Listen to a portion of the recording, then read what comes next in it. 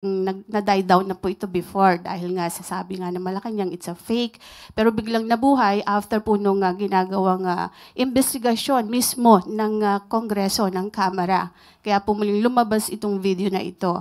And sabi nga po nung vlogger na si Miss Pebbles Cunanan ay si Attorney Harry Roque, yung mastermind nitong video. Pero inamin naman ni Miss Maharlika, yung another vlogger, na parang siya yung nagbigay lang kay Attorney Roque. Kaya ang tanong ko po, sabi niyo sa social media hinihingi. Sino po in particular ang masasabi niyo sa akin na humihingi ng ganitong klaseng pag-test?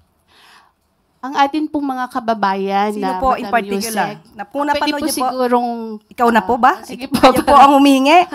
Okay. Para po masabi lang ninyo na mayroong humihingi. Pero marami po sa social media kung kayo ay nagbabasa po sa SOCMED, Madam Yusek. So, isa ka nga sa humihingi?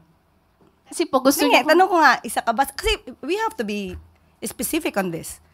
Isa ka ba sa humihingi? Ang mga kababayan po natin... So, isa ka sa humihingi? Actually, I'm a journalist. Hindi naman po ako humihingi. Pero parang gusto ninyo na meron lang kayong basihan. Basihan. Sino nga po? Kasi sabi niyo po kanina, ay napanood yun niya sa social media. Madam Yusek, syempre kami po ay mga Pilipino rin. As a journalist, gusto po namin na hindi fake news.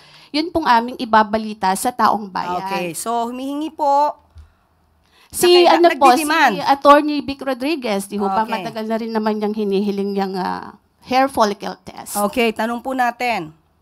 Ano po ba ang basihan para sa paghingi at i-demand sa Pangulo ang isang hair follicle test? Ito po ba'y may pagbibintang na siya ay di umanong gumagamit ng illegal na droga? Kung may pagbibintang, liliwanagin po natin.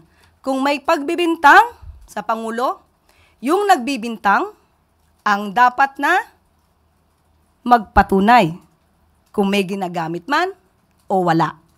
Hindi po pwedeng gumawa ng kwento, walang basihan, isang guni-guni para masira ang Pangulo, at walang basihan. Kahit saan po na kaso, kung sino yung nagbibintang, siya ang magbigay ng pruweba. Hindi nyo pwedeng sabihin na, ito, gumagamit ka, patunayan mong hindi.